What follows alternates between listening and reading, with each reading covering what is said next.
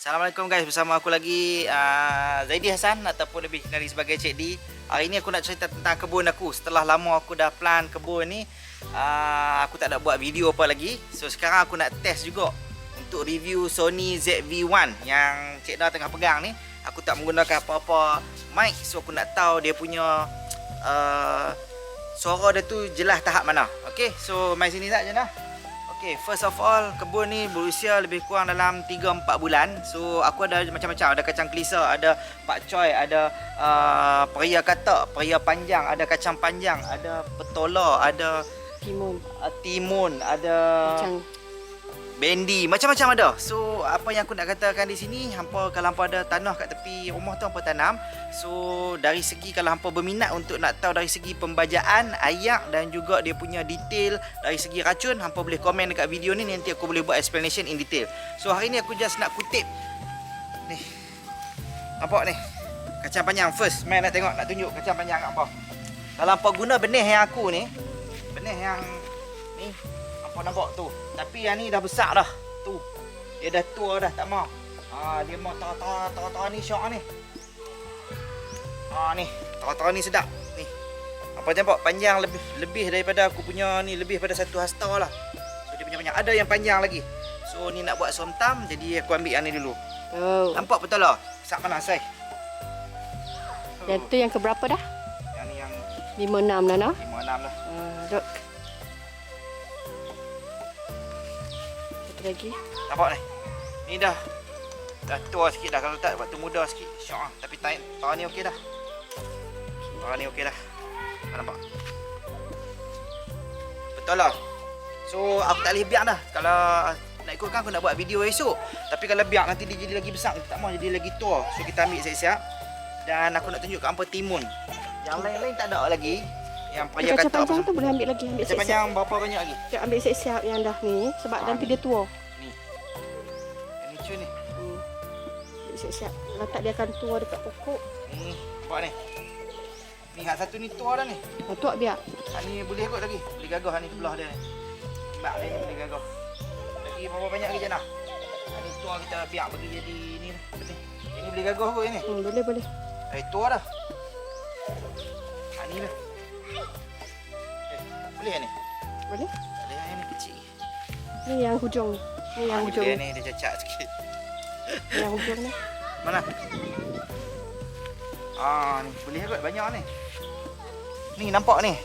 Bertali-tali guni punya subok. Kalau apa nak tahu rahsia dia dari segi benih, baja dan juga penjagaan ayak, apa boleh komen. Nanti aku Korea tak mau kutip.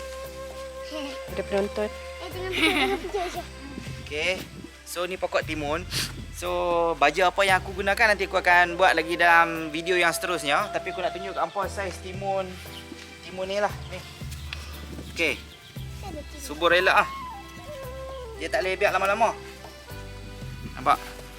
Cun lah saiz ni. Dia boleh lagi besar, lagi panjang. Tapi kita tak mau makan lagi jadi tak sedap. So saiz-saiz ni memang sedap lah. Ataupun kecil sikit. Dia punya diameter tu kecil sikit kalau besarnya ni. Tapi ni pun still okey lah. Nak masuk YouTube ke? Masuk tak? Bye-bye. Hai. Mana dia? Hai. Bye. Bukan bye. Hai. Hai. Masuk YouTube Ni kena tak boleh hai. je lah. Biar dulu. Taklah. Ada yang besar lagi tak? Bawah-bawah tadi. Tu.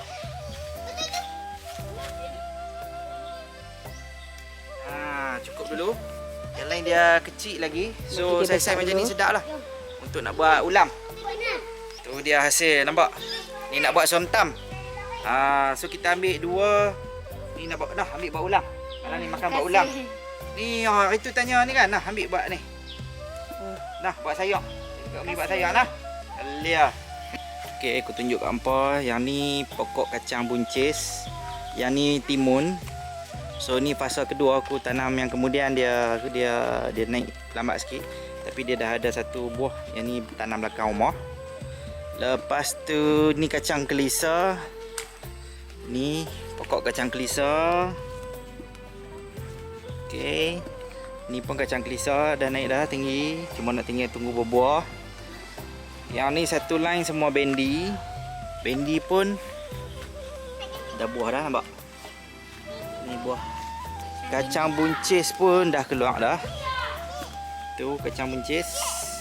Tak boleh petik lagi. Tunggu sikit lagi kacang buncis. Lepas tu ni aku tanam pakcoy. So aku buat fasa, yang tu kecil dan sini besar. Sebab nak buat makan. Jadi adalah ni, nampak aku tak gunakan racun. So sebab tu dia ada serangga gigit-gigit sikit. Tapi masih elok aku guna racun. Racun apa? Racun bom. Racun organik. So ni semua terung. Terung baru nak naik. Okey, terung panjang baru nak naik. Yang ni pokok ni kacang tanah. Kacang tanah subur. Tapi aku tarik dah kemarin, dia masih tak biji dia tak mengerah lagi, baru kecil ni. Dia kena tunggu. Tapi buah besar ibu jari lah. Okey guys, so setakat tu dulu video untuk hari ni, pengenalan pada cerita kebun. Kalau ada yang berminat nak tahu detail, boleh letakkan di ruangan komen apa-apa saja yang hampa nak tanya. Jadi aku boleh jawab soalan tu. Ataupun tengah hari lain aku buat lagi. Sebab hari ni tak plan nak buat video. Aku hanya nak test Sony ZV-1 sebab selalu aku pakai external mic. Jadi 2-in-1 lah. Review kebun dan boleh test Sony ZV-1. Jadi siapa yang nak beli Sony ZV-1 as a vlogging camera, boleh consider selepas dengar benda ni. Maksudnya kalau kata kita tak mau, kita malas lah, orang kata apa, payahlah nak beli external mic mahal lah, lepas tu ataupun malas nak pasang-pasang. Maksudnya grab and go, ambil kamera Sony ZV-1 ni, pum, terus shoot. Jadi ni dia punya internal mic sendiri, sebab dia ada teknologi 3-way apa mic tu. Tu yang aku just cuba buat tanpa ni lah. Tapi aku sure kalau kata guna external mic tu lebih bagus lah, sebab boleh tarik jauh lagi pun suara dengar lebih jelas. So kalau macam ni aku nak kena dekat sikit untuk nak dapatkan suara yang lebih jelas. Kalau ada orang pegang kamera ni record aku, contoh aku duduk di belakang tu jauh, jadi suara pun akan dengar jauh. Jadi bergantung kepada hampa lah. Kalau kata nak vlogging secara dekat yang macam ni, tak ada masalah pakai internal mic. Tapi kalau nak jauh orang record hampa, kalau nak jalan-jalan tu aku rasa kena ada external mic jugalah. Tapi anyway, aku just buat video untuk hampa tahulah. So ni ada lagi satu. Yang ni simpanlah untuk esok pula sebab banyak. So bagi aku penanaman kebun sendiri ni, kalau hampa jenis yang tak beli sayur yang banyak dan hampa takut bila pergi market hampa beli balik guna sikit kemudian rosak, jadi aku encourage untuk musim-musim lah ni, untuk jimat, just tanam sendirilah. Tak semestinya hampa perlukan tanah yang luas macam kebun aku ni. Kebun aku ni pun tak luas juga, tepi rumah aja. Tak luas mana, tapi alhamdulillah lah, boleh lah untuk kita nak bubuh banyak selection. Tapi kalau macam rumah orang yang di pekan-pekan, rumah tu rumah tinggi-tinggi, kena buat hidroponik lah. Kalau kata rumah yang corner lot, ada tanah lebih sikit kan, boleh tanam atas tanah, ataupun kena cari polystyrene ke apa-apa, ada method lah. Tapi kalau yang ada tanah tu, rajin-rajin lah tanam, berbudi pada tanah. Bila hampa kutip tu yang rasa syok tu. Okey lah, itu dululah video aku setakat hari ni. Aku nak pergi buat somtam. Jadi I'll see you on the next video. Thank you guys.